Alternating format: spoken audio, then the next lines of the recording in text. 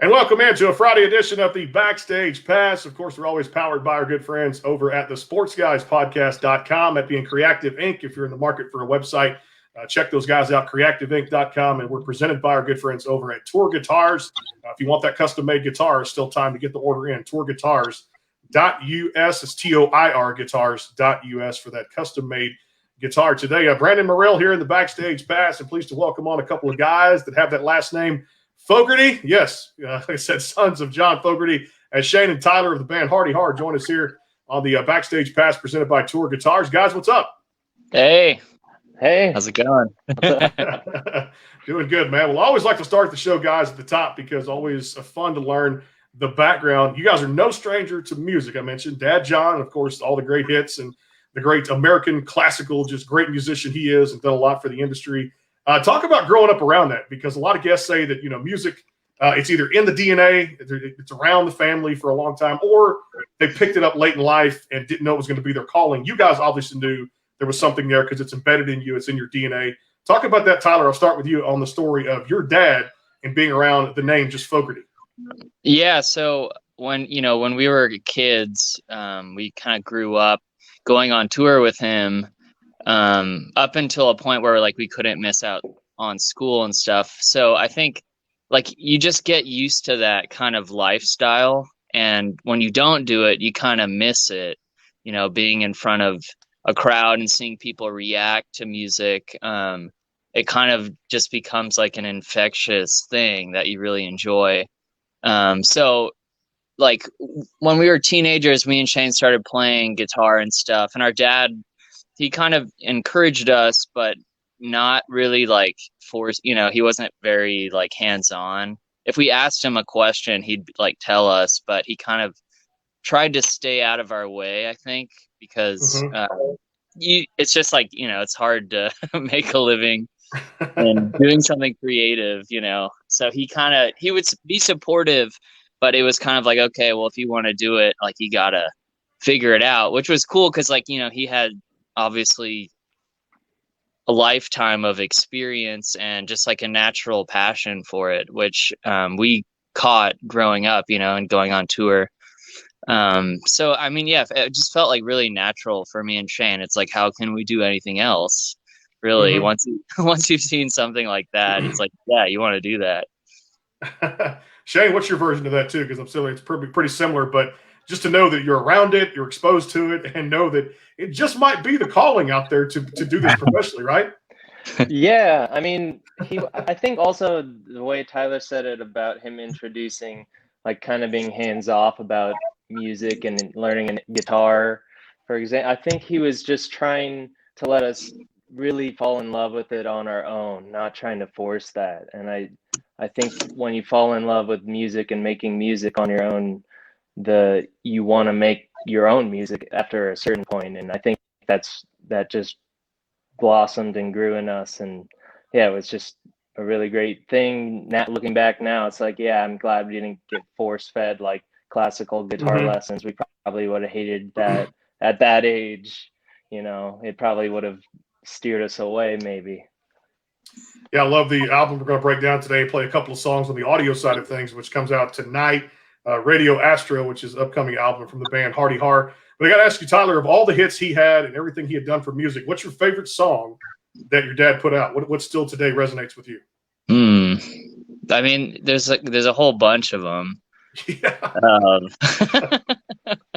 There's a lot. It's hard. Yeah, it's kind of hard. I mean, I'd say there's a couple. There's Board on the Bayou. Have you ever seen the rain? Long as I can see the light. Those are probably top three. Yeah. I like those. Yeah. You like those too, Shane? Pretty top three. I'd probably put Who'll Stop the Rain over Have You Ever Seen the Rain? That's my pick. Okay. And I don't know. There's so many. I love Down on the Corner too. Yeah. It's I don't know. It feels a little bit different than the rest of Creedence's stuff. It's a unique song, and I love it. It just feels great.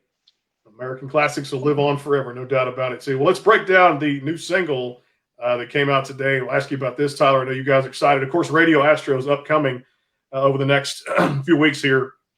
And you can download now and get your copy. I think there's 3 tracks: Boogie Man, Waves of Ecstasy, and Scream and Shout, which we're going to play a couple songs here on the audio side coming up a little bit. How got you guys excited about Radio Astro and about the new single, Tyler? I'll kind of start there.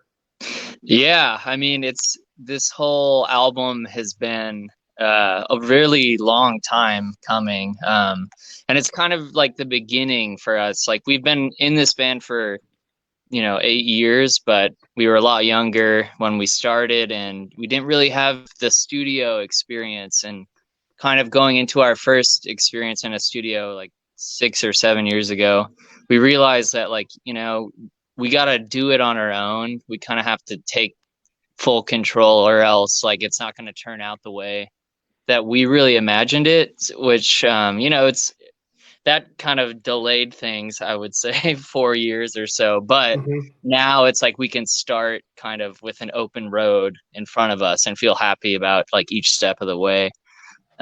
So yeah, this album we made over the course of like 3 or 4 years, completely by ourselves, like in our studio, recording, mixing, and just creating in general. And I'm pretty proud of it. It feels like us, and I'm excited for, like, people to hear all of the nuance, and each moment, because there's a lot of music and ideas kind of compacted into like a 3.5-minute song, throughout the album. I love it. It's like I said, from what we've heard so far off of there too, bringing back some of that just rock and roll sound. I think a lot of the things what you guys did in the studio, Shane, the mix and mastering of it, the different background effects, the sound effects, things like that too, that really make a song come alive. Talk about that, because the production, the mix and mastering of the studio, knowing what you kind of want to do with a song and put it out your way and nobody else's way. Break down that for me a little bit. Yeah, well, first off, we're really big, record fans. We listen to old late 60s, early 70s records, and we like to put one on and listen to it all the way through. And we like the old masters. We really appreciate just all the great stuff coming out of the US and the world at that time. So when we went to make our own music, we'd go after the similar sounds, and what you hear in like old Beach Boys or old Beatles records. We want to explore the depths of the studio and try to experiment, rather than just put down, this is the part, this is how it goes, this is how it always sounds. We wanted to go in there and just kind of explore a little and create something that was our own thing. And Tyler's definitely more the gearhead, so he can get into the gear stuff. But we just wanted to do something new, and what made us excited to create. We were trying to go after that. I know you mentioned that 60s, 70s sound, which is there. Of course, you talked about your dad, of course, the great songs he put out. What other 60s, 70s artists are we talking about, Tyler, that you guys could kind of say, you know what? And of course, I was born during, I love compared to my late 80s to early 90s country, just domination of that, never being duplicated again. So much great country music during that time. And I've got some old vinyl records that I'll still pick up from time to time that my grandma left me. And I'm like, I'm never going to sell these. This is something I'm going to pass down to my kid, because it's stuff like, Charlie Pride and Rodney Crowell and George Strait. But give me some artists, Tyler, you guys were kind of breaking down beside your dad, musical influences with those old vinyl records.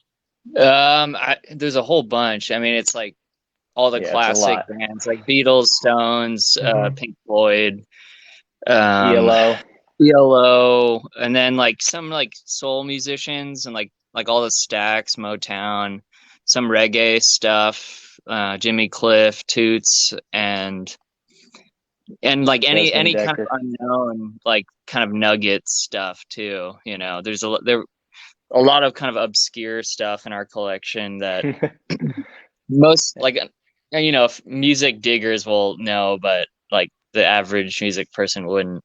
We just like to, explore. A good song is a good song, and so we're always kind of like on the lookout for one, Song and sound too, not just songs. Yeah. Which is great there. All right, we're gonna play one off the New album coming out February 19th. It's Radio Astro. Time to scream and shout here on the Backstage Pass from the band Hearty Har. Here it is on the audio side. Crank it up.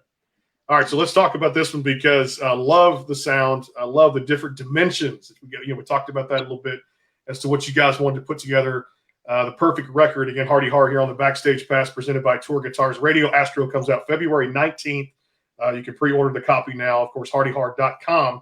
So let's talk about this, Shane. Scream and shout. I was playing it for my wife earlier, and she said, man, there's so many different angles, so many different loops in it, and there's different roller coaster rides that it takes you on from beginning to end.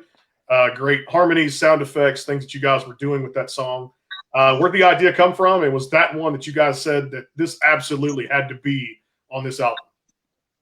Well, this song is kind of interesting in that it's one of the only, there's two on the album that Tyler and I actually wrote together. And Scream and Shout was actually Tyler's song at first. And he had written the verse, and he didn't have a chorus, basically. He just had kind of a ooze, like, and it sounded very nice, but it didn't have like a chorus hook. So like months after we had recorded it, Tyler refound the session. He's like, hey, like, this sounds pretty good. We should try to finish this. And he got it all nice and done, but there was still no chorus. So one morning before I came over, I just kind of pounded out at the Wurlitzer and came up with just a simple thing, just taking what Tyler had written and just kind of, okay, well, if we were going to have a chorus on this, what would it be? You know, talking about light and darkness, like that's, you know, it can be cliche, but hey, it's universal. Yeah, pretty cool when it's like you said, like your song, Tyler, something you guys get to put out, something you guys get to put the meaning behind, and hopefully the fans connect to. And I've heard that from a lot of artists who don't have major record deals here on the program. We've talked to Cody Jinks and Colt Ford and a lot of the up and coming country guys that are on different independent labels that do their own thing. And it's like, man, here's my style of music. If you like it, then of course purchase it, buy it. If you don't, no hard feelings. Just it's not your style. But yeah, you have your song, a song like Scream and Shout, and to do your things with it and what you want to do to convey the message to fans. Talk about that a little bit. Yeah, I think by being at kind of the process of making music and making records specifically and trying to make good sounding records, I think like this album, you know, we were unsigned before this and it was pretty much done and we were still unsigned.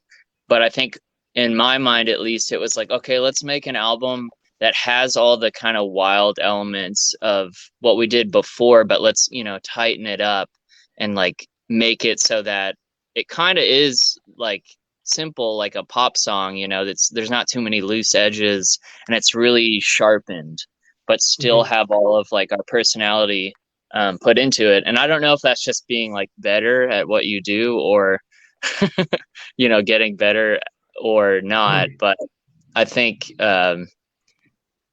it's hard. It's like it's really hard to have something very concise and then very colorful too, you know. It's like definitely a challenge. Yeah. I like Shane on there too, which I want to talk about this because before we play the other one, Boogie Man was just something that really just came naturally. It was one of those songs that you just want to keep playing over and over again. At least I do. And of course, the album comes out February 19th on Radio Astro. If you pre-order now, that's one of the tracks you get off there. Let's break down Boogie Man because that's one of those that to me it was just like again, it felt like it came natural, and for you guys had to be fun to create in the studio, see it come to life, right? Oh yeah. I mean that song was probably the most natural in that like I was driving in my car. I was actually going to the DMV and like the idea, kind of double meaning of Boogie Man popped into my head. And I was like, oh, wow, that's kind of a cool thing. And then I got home and then I kind of immediately came up with kind of the chorus part. And then I built the song around it. And for something like that, where it's kind of like fantastical, but also slightly based in reality, I don't know, you can have a lot of fun with kind of exaggerating all the feeling and, you know, really making it this kind of like alternate, like spooky reality, you know, especially with sound too. Like you can really like explore sounds with the kind of visual element too. Well, I do want to read a couple of comments. Mark says, hey, Tyler and Shane, can't wait for the album. And James checking in all the way from Ireland. Love the new music. Can't wait for the album. Hello from Ireland. So appreciate you guys being a part of the show. Like we're everywhere all over the globe. You guys fans are there too, definitely. Hey, I got to ask you too. This is one I usually save for rapid fire, but I love bringing this one out right now because I know, Shane, you were kind of sipping on something in my throat right now. I'm going to sip on something after the show, but it's kind of cool because Friday, it's the weekend. It's a football weekend for a lot of people coming up the divisional games. What's the drink of choice? And I'll start with you, Tyler. When it comes to time to wind down, what's your go-to drink? Some sort of like Belgian beer. It's like kind of darker, but not too dark. Okay. Kind of sweet, a little bit of sweetness. Yeah, that's like my favorite. I was saying that too because my throat was getting a little dry now. It's probably this light that continues to pound me right now just reflect right here and makes you sweat when you use this light. But you got to have it for the special effect for the show. Shane, what about you? Drink of choice to wind down? I do also love Belgian beer. I like a lighter, like a golden Belgian ale, like a strong ale, like a Belgian triple. Really good. Okay. I also like coffee a lot too. It's like single origin coffee. I'm kind of a coffee nerd, so I love all that. My ordinary days. That's cool. I love the coffee. Got to definitely be a coffee drinker. So Lindsay says, "Love you guys," and Baltasar, hey, nice to see you here. Hey guys, and let's see. Betty Lou comes in, says, "Great to see this today. Hello from Pennsylvania too as well." So Acme, Pennsylvania. Good to see Betty tuning in too. Love our listeners. Keep giving us a comment if you have a question for the guys at Hearty Har. Feel free to, like I said, leave the comment there on the screen. I'll get to as many as I can. Well, time to play another one here on the audio side, here on the Backstage Pass, again presented by Tour Guitars. Hearty Har with us here. It's time for Waves of Ecstasy. Love this song because it'll again take you on a number of different rides. Here it is on the audio side. Crank it up. All right, so let's talk about this one, guys, because this is one of the three. We mentioned Boogie Man and, of course, Scream and Shout, but Waves of Ecstasy. Hard to even kind of say coming out of the mouth. But let's talk about this one, Shane, because, again, there's no song that's alike on here, at least the three that I've heard based on the pre-order. I'm sure everything else is so different between what's going to come out for, one for the other, and just all the great songs, Radio Man 56. Everything is going to be different on this album. There's a different flavor for everybody out there. Talk about Waves of Ecstasy. I love that one. Well, Tyler actually wrote Waves of Ecstasy, but I can talk a little bit about it. Okay. This was kind of the last song that got realized for the album, and we had thought we had already finished the album, and like at the beginning of this pandemic, Tyler had this little idea and started, and like he made it and it finished.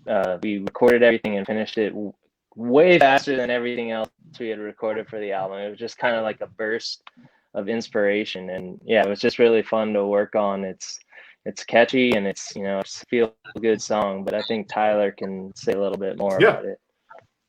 Yeah, so that piano, like I've had that piano riff for years and years, and I knew, like, man, I want this to be a song, and especially because we don't really have any other like ballads on the album, and I'm like, I love this, but like I can't, for the life of me, I couldn't do anything with it for years.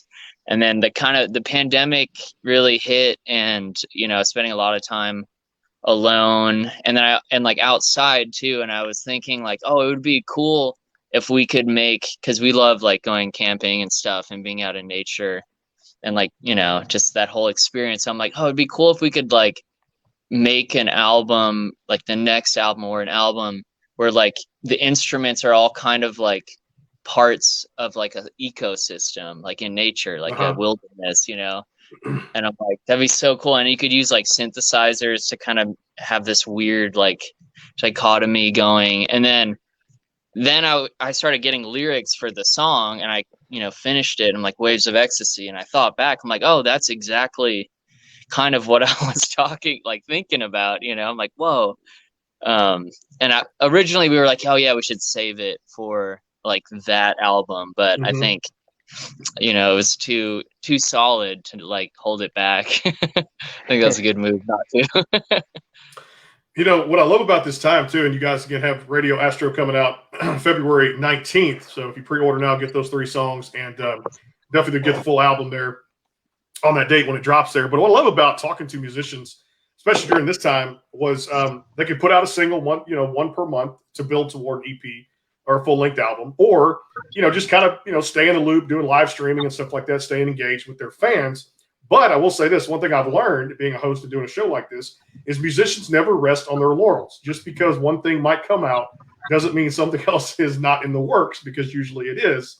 So talk about, and I'll give this one to you, Tyler, talk about kind of what's next. I mean, I know you guys are looking for this album to come out, for it to do well, for it to, like I said, chart on a number of different publications out there. But there's always something kind of in the works. I mean, you guys never rest on your laurels, right?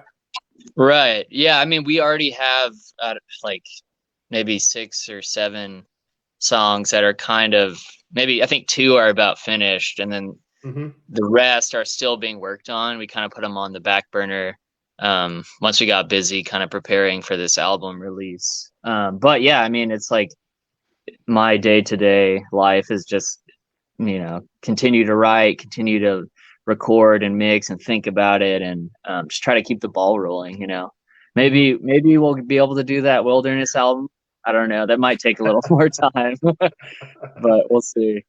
We're always here for you too. When new projects come out, you guys are always welcome back here on the show, no doubt about it. So let's break down songwriting, and to see these songs come together and the things that you guys can do lyrically, and like you said, in studio with different software programs and things that you want to do to make a song come to life. The writing has to happen first. We know that, whether it's on a napkin, whether it's a voice memo on your phone, whether it's an idea you get up at 3 o'clock in the morning, you're like, I got to write this down, or I've got a hook book or something like that. So tell me, what is the best process, or your favorite process, Tyler, of just songwriting?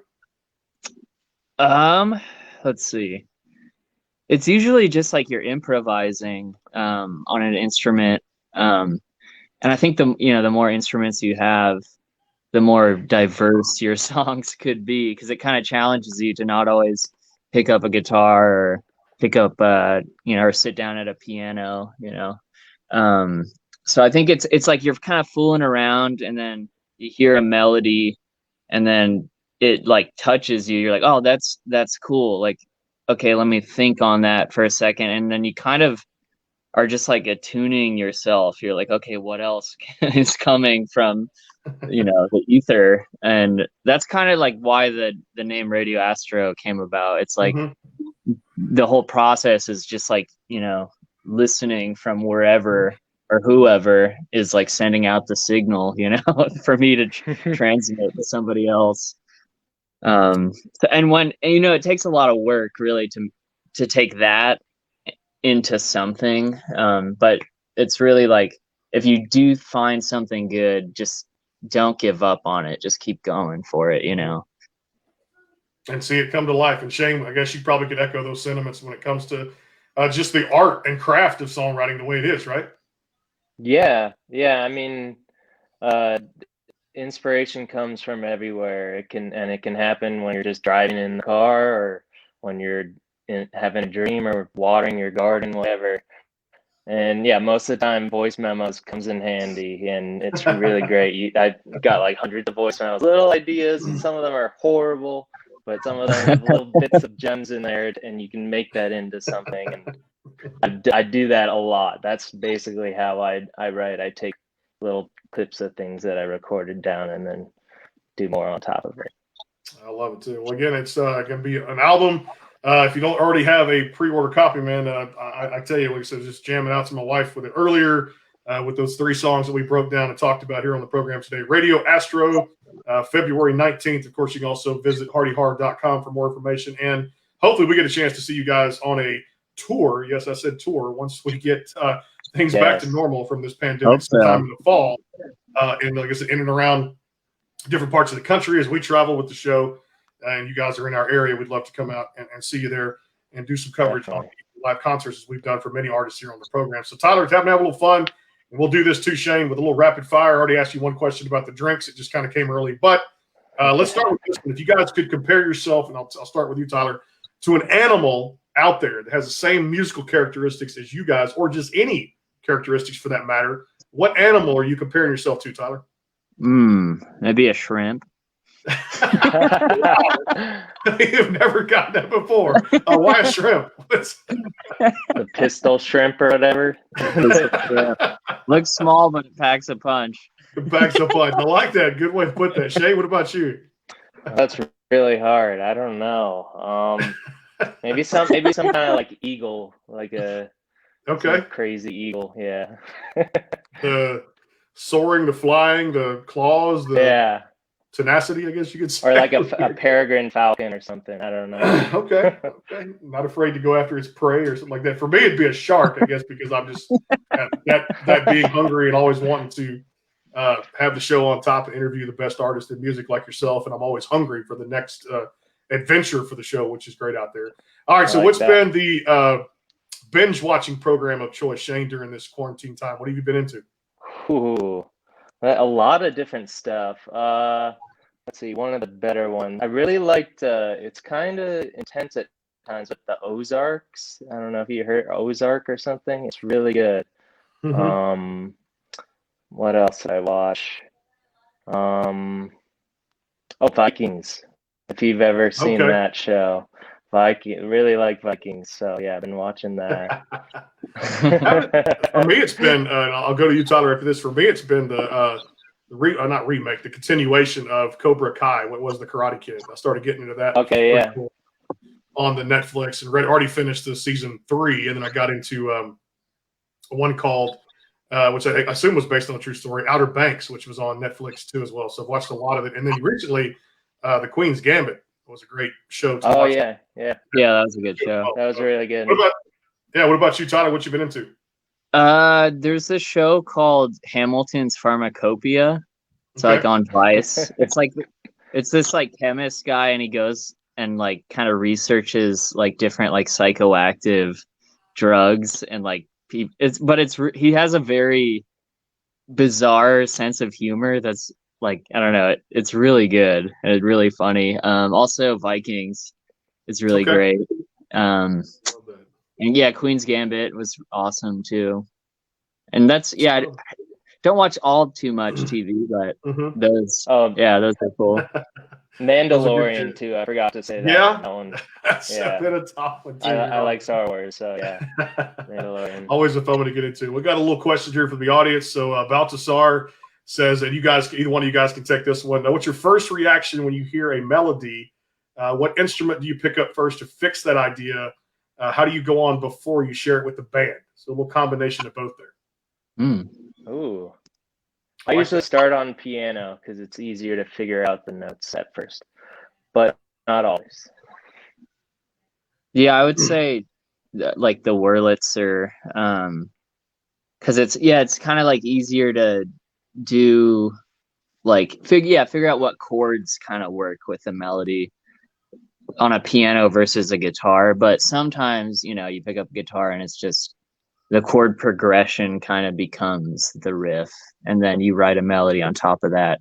And usually, it's like maybe I'll make a very short demo just to like hear it back for myself, and I'm like, okay, this is cool enough, but I think I would benefit from like sharing it with the band and seeing how they kind of react to it and play off of it. I love that. Yeah, that's good stuff right there. Appreciate the question about to start. Thanks for tuning in today. Appreciate that. I got to ask you guys about go-to foods now when it comes to, are you cooking more? Are you doing some takeout? Tyler, I'll start there. What's been the go-to food, either bad or good, during this time? Go-to. Well, I've been making these like breakfast burritos a lot, and experimenting with the vegan meat, keeping the real cheese in there. But yeah, using like soy chorizo or like the Beyond sausage, and kind of putting some peppers in there, and it's really spicy, and a lot of greens, and it fills you up, but you feel like, as opposed to like the bagel breakfast, which I've done for a long time too, it's just quick. It feels like the burrito, it gives you more nutrition for the day. Love it. Shane, what about you, Shane? So over the pandemic, I started doing the sourdough bread thing. So now I don't buy bread, and I love just having a slice of toast with like some butter, some good Kerrygold butter on there. It's amazing. Good little snack. But also I learned how to do like flipped the pizza with the sourdough dough and Really? started doing that. I don't do that too often because you can't really eat pizza that much, but yeah, on special occasions, so yeah. It's a good thing. I love my sourdough bread. The carbs love me, and they love a lot of people out there during this quarantine time. I'm not afraid to admit I put on the quarantine 10, and I'm removing that as we speak with some of the workouts and like the lifts of the kid now, up, down, the newborn, up, down, which is the raises, which is good there. Well, I tell you, I love the new album again coming out February 19th, just a few days before I continue to get older, my birthday, which I've already pre-ordered the copy out there. It's on every streaming platform. Apple Music be given to get right now with those 3 songs included. Radio, Astro, and check them out, heartyhar.com. Tyler, Shane, appreciate you guys being on, sharing some time with us and talking about the new album, getting to know you, and just, again, the contributions your dad made to music, thanking him. Man, just continue. Good luck going forward with this thing, and I know you guys are going to do very well, and if we can ever do anything here on the show to have you back on for new projects and new music, feel free to come back. Thank you. Yeah, thanks for having us, Brandon. It was a pleasure. Tyler, pleasure to have you guys. Music royalty there, John, and of course Shane and Tyler Fogarty of John Fogarty, of course, famous dad out there, American Classic, all those great songs we talked about today. We're not done yet. We're going to go across the pond to London, England, all the way down there. Johnny Brady is going to jump on the show. Then coming up over the next few weeks, Kylie Morgan, Brooke Eden, and a whole lot more here on the Backstage Pass as we prepare for CMA Fest 2021 coming up this summer. Thanks to our sponsors and to Tour Guitars back here in just a little bit on the Backstage Pass. You guys take care. Have a great day.